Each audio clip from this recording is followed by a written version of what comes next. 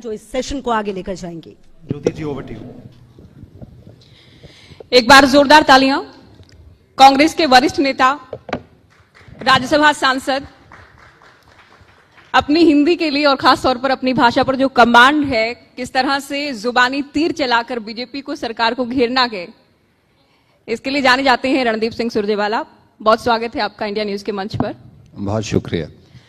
सुरजेवाला जी, बहुत सारे मुद्दे इन दिनों आप लोग उठा रहे हैं, जिसमें एसआईआर एक बड़ा मुद्दा है जिसको लेकर लगातार सरकार को घेर रहे हैं। सदन में लड़ाई है, सड़क पर आप लोगों की ओर से प्रदर्शन किए गए। लगता है जनता तक पहुंचेगा संदेश?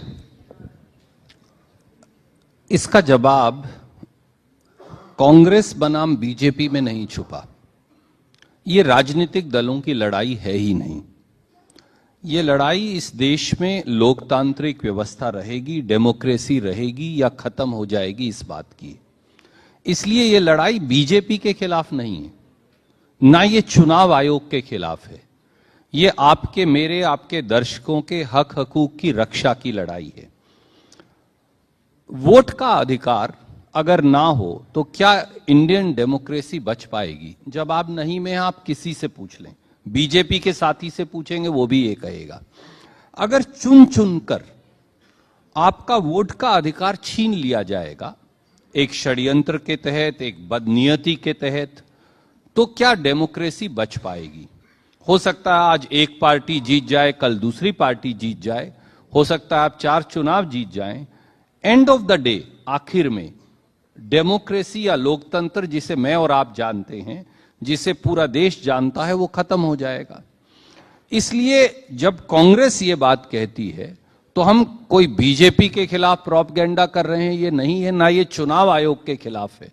हर वो व्यक्ति जो अन्याय के साथ खड़ा है, हर वो व्यक्ति जो वोट काट रहा है, हर वो व्यक्ति जो हर उस व्यक्ति का वोट होना चाहिए उसे काट रहे हैं, तो ये लड़ाई उसके खिलाफ है, so that our democracy sustains, हमारा प्रजातंत्र इंटैक्ट रहे।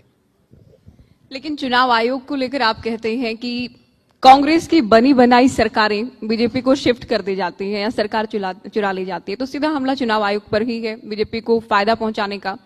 गृहमंत्री अमित शाह ये कहते हैं आपकी सरकारों के दौरान जब एसआईआर हुआ या सुधार किया गया वोटर लिस्ट में, हमने विरोध नहीं किया था। अगर चुनाव आयोग अब हमारी सरकार में कर रहा है तो कांग्रेस विरोध क्यों करती है? देखिए, 3 या 4 बड़ी सीधी बातें हैं। पहली बात, क्या वोटर आईडी कार्ड या आधार कार्ड वोट की आइडेंटिफिकेशन की आधार होना चाहिए या नहीं होना चाहिए? क्योंकि जो मजदूर है, गरीब है, माइग्रेटरी लेबर है, साधारण व्यक्ति है, हर एक आदमी के पास तो अपने मां बाप का 10वीं का सर्टिफिकेट नहीं हो सकता। इस देश में करोड़ों ऐसे लोग हैं जो कभी स्कूल गए नहीं, जिनके मां बाप तो पॉजिटिवली कॉलेज या स्कूल नहीं गए, तो वो आज 10वीं का सर्टिफिकेट कहां से लाएंगे? इसलिए इसमें किसी को क्या ऐतराज हो सकता है, ये सुप्रीम कोर्ट को भी कहना पड़ा। दूसरा, 60 दिन में बिहार में 7 करोड़ वोटर्स को नए सिरे से वोटर लिस्ट में शामिल या खारिज किया गया। 68,66,000 वोटर खारिज हो गए। क्या 60 दिन में यह हो सकता है? मैं कल को इंडिया न्यूज को कहूं आप कर दीजिए तो शायद आप कहेंगे यह संभव है। अब लगभग 12 प्रांतों में 52 करोड़ वोटर्स की गिनती 90 दिन में होनी है नए सिरे से। क्या यह संभव है? क्या यह सही है?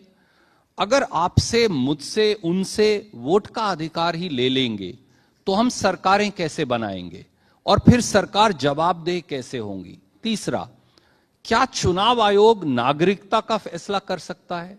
वेदर और नॉट आई मैं इंडियन सिटीजन, में भारत का नागरिक हूं या नहीं? और अगर चुनाव आयोग ये तीनों बातें कर रहा है तो ये गलत है। फिर चुनाव आयोग का विरोध करना ये भारत के हर नागरिक का कर्तव्य है, जो हम कर रहे हैं। खुले शब्दों में जो राहुल गांधी भी कहते हैं कि हरियाणा पर भी अगर हम आए, क्योंकि हरियाणा से ही आप आते हैं, हरियाणा के दर्शक भी हमें देख रहे हैं, करीब 1 साल बाद राहुल गांधी पीपीटी लाकर ये कहें कि करीब 25 लाख वोट वो हैं जिन पर डाउट है, संशय है। हर 8वां वोट हरियाणा में शक के दायरे में है। तो आपको लगता है हरियाणवी यकीन करेंगे? और सवाल ये भी, क्या राहुल गांधी से पहले किसी हरियाणा कांग्रेस के नेता की ओर से वोट चोरी की बात कही गई थी हरियाणा में? सवाल बिहारी या हरियाणवी या उत्तर प्रदेश का है ही नहीं। सवाल ये है कि क्या एक व्यक्ति की दो वोट हो सकती हैं? अगर मैं आपसे भी पूछूं तो आपका जवाब भी नहीं में होगा। नहीं होनी चाहिए। क्या विदेश के किसी नागरिक की हिंदुस्तान में वोट हो सकती है? तो आप कहेंगे ये नहीं हो सकता। क्या किसी अमेरिका, वेनेजुला, चाइनीज की वोट हिंदुस्तान में हो सकती है जो वहां का नागरिक है? आप कहेंगे ये नहीं हो सकता।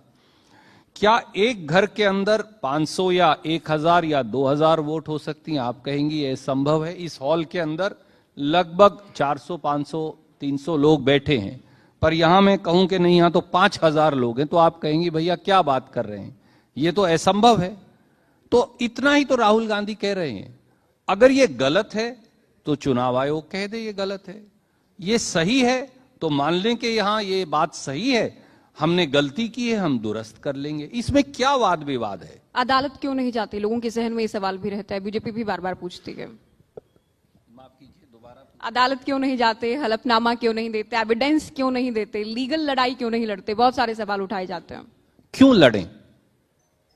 गलती आप करें और दुरुस्ती मैं करूं, ये क्या तरीका है? बनी बनाई सरकार अगर कांग्रेस की चुराई जा रही है तो क्या एतराज या परहेज होना चाहिए अदालत में जाने में? देखिए, 38 इलेक्शन पिटिशंस फाइल हुए हैं, उनका निर्णय अदालत में होगा। पर मैं हमेशा ये कहता हूं, हर चीज का हल अदालत के पास नहीं है। कुछ चीज का हल जनता के पास है, संसद के पास है, और आखिर में लोगों के प्रति जवाबदेही जो है चुने हुए लोगों की, उनके पास है।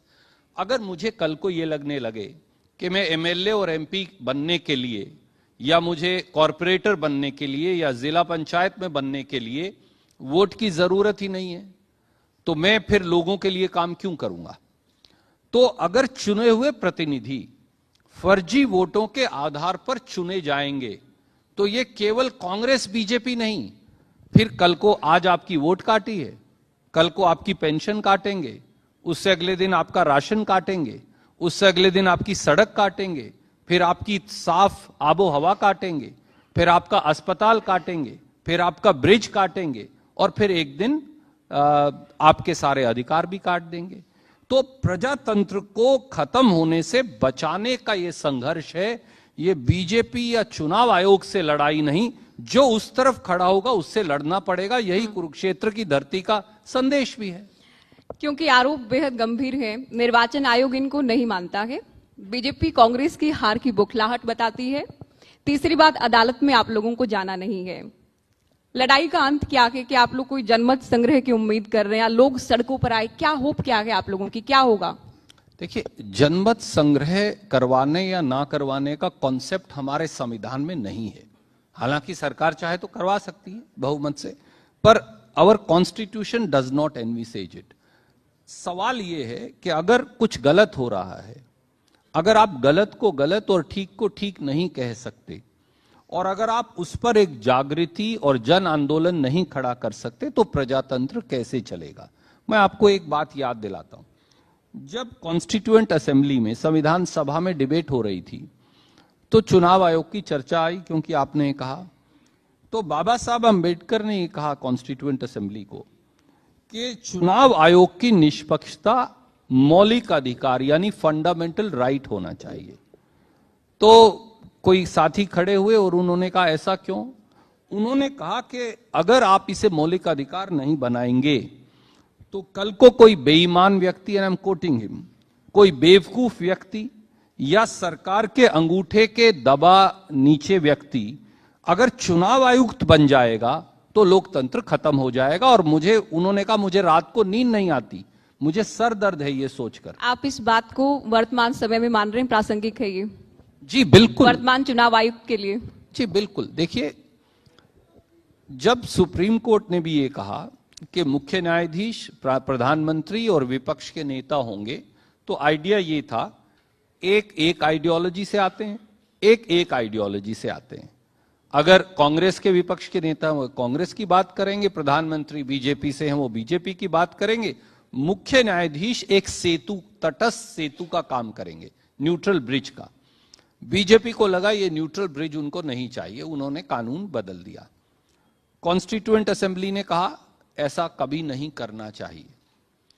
सुप्रीम कोर्ट ने कहा कि अगर पार्लियामेंट ऐसा कानून भी बना दे जहां एग्जीक्यूटिव के जेब के नीचे या अंगूठे के नीचे चुनाव आयुक्त हो तो वो कानून गैर मान्य होगा, पर उन्होंने किसी की नहीं सुनी।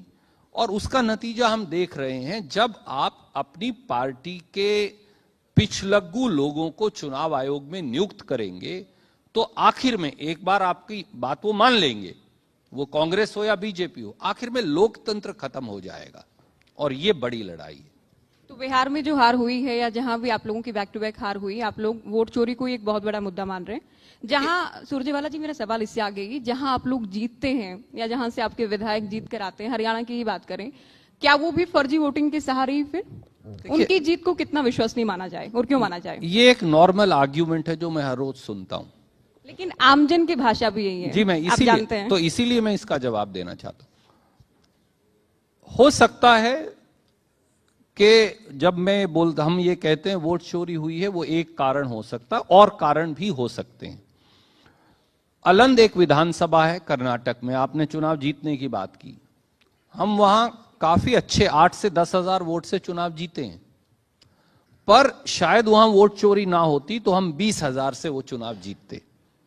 पर अगर मैं चुनाव कहीं जीत ही 2 से 5,000 पे रहा हूं, और इस मुल्क में ज्यादातर चुनाव विधानसभा के बिलो 5,000 जीते जाते हैं, तो अगर आपने उतनी हेराफेरी कर ली तो चुनाव का नतीजा बदल जाएगा और बहुमत और जनमत का सही निर्णय नहीं कर पाएंगे। यही हम कह रहे हैं। कांग्रेस का जो प्रदर्शन रहता है उस पर मंथन करते हैं आप लोग एसआईआर और वोट चोरी के अलावा?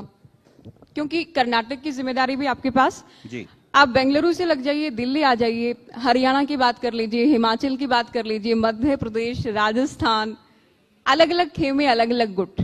रणदीप सिंह सुरजेवाला बड़े नेता हैं, सुलझे हुए नेता हैं, उनको भी राजस्थान जाना पड़ा, तब भी विरोधियों की ओर से कहा गया कि गुटबाजी एक बहुत बड़ा फैक्टर ऐसा है जो कांग्रेस की वर्तमान समय की जो परिस्थितियां हैं, जो प्रदर्शन है, उसका एक बहुत बड़ा कारण है।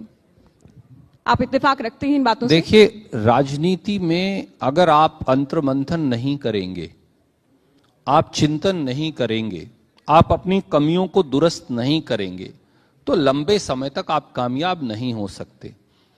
कांग्रेस ने लगभग 67-68 साल तक शासन किया, अलग अलग समय पर शासन किया दिल्ली में। वो इसलिए किया कि लोगों ने हमें स्वीकारा।